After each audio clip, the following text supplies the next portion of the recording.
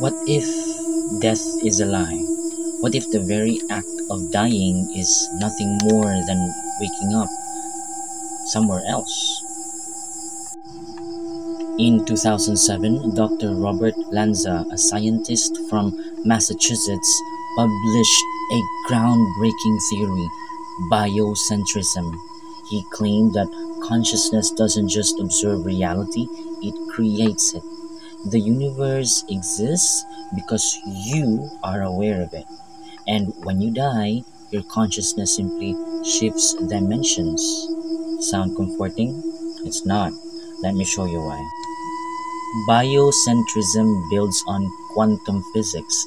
In 1927, a double-slit experiment revealed that particles act differently when observed.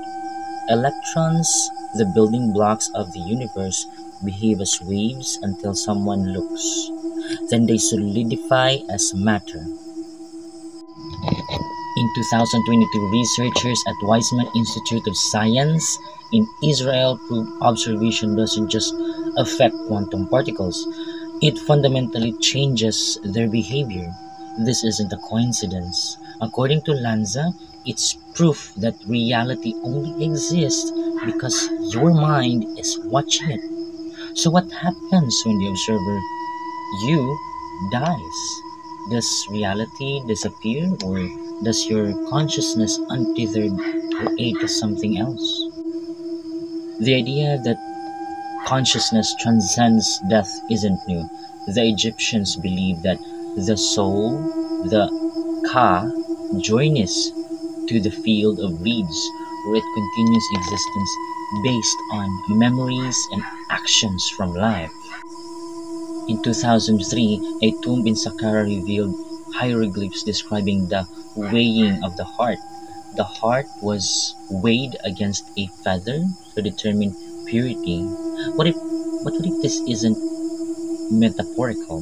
What if ancient priests understood that awareness shapes reality after death? The Aztecs too believed in cyclical death.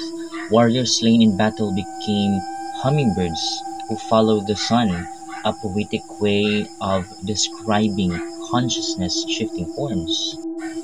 And in Bhagavad Gita, in Hinduism, explicitly states that the soul.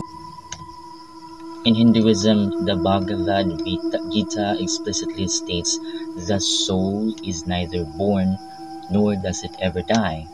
Could ancient texts have been early attempts to explain biocentrism? In 1984, a National Enquirer story detailed the strange case of Maria Reina, a woman declared dead in Los Angeles after a car crash. 10 minutes later, she gasps awake, claiming she's seen her consciousness hover over her body.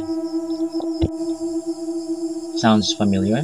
Studies by Doctor Pim van Lommel, a Dutch cardiologist, documented hundreds of near-death experiences, or NDEs. Patients describe floating through tunnels of light, revisiting past memories in vivid detail, and encountering otherworldly beings. One disturbing detail: time doesn't exist in these realms. Everything was happening at once, what physicists would call superposition. Could these NDEs be glimpses of biocentrism in action?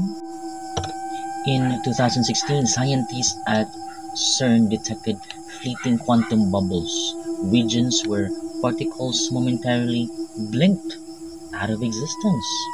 Dr. James Beacom described them as localized voids of reality.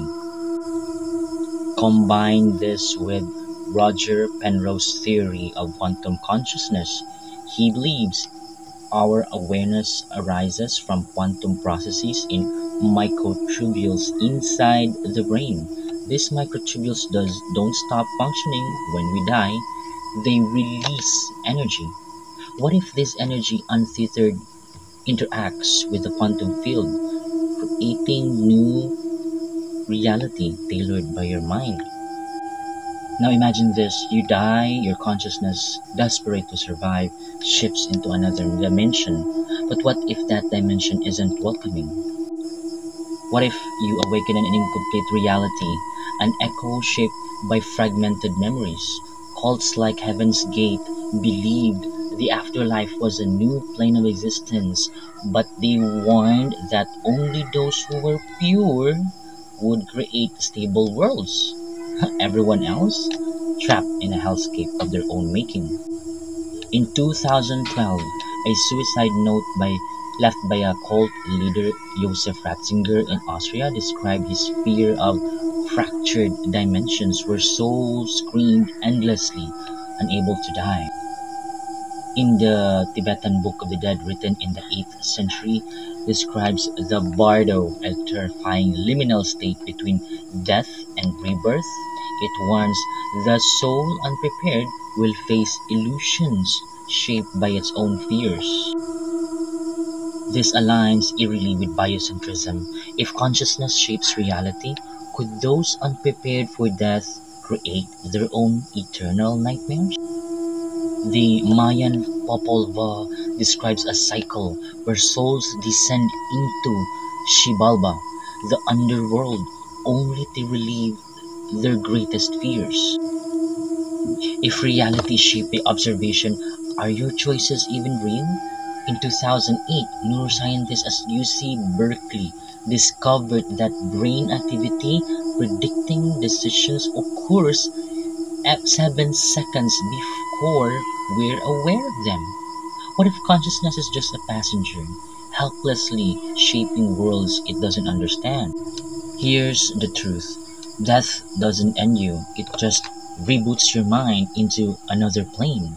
What if what if that plane is an infinite loop of chaos shaped by every fear, regret, and trauma you've ever buried?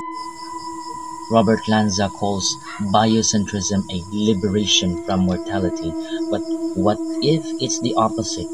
A trap where you can never truly escape yourself?